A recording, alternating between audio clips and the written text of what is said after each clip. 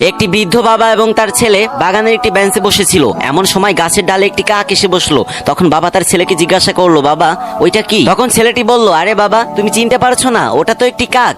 কয়েক মিনিট যাওয়ার পর বাবা তার ছেলেকে আবারও জিজ্ঞাসা করলো, বাবা গাছের ডালে ওটা কি বসে আছে? তখন ছেলেটি বলল, আরে বাবা আমি তোমাকে মাত্রই বললাম ওটা একটি কাক। কিছুক্ষণ পরে সেই বৃদ্ধ বাবা আবার তার ছেলেকে জিজ্ঞাসা করলো, বাবা গাছের ডালে ওটা কি বসে আছে? তখন তার ছেলে একটু বিরক্ত হয়ে কর্কশ ভাষায় বলল, বাবা ওটা একটি কাক। এবার তার বাবা কিছুক্ষণ চুপ করে থেকে চতুর্থবারের মতো আবারও তার ছেলেকে জিজ্ঞাসা করলো, বাবা গাছের ডালে ওটা কি বসে আছে? এবার তার ছেলে প্রচন্ড রেগে গেল।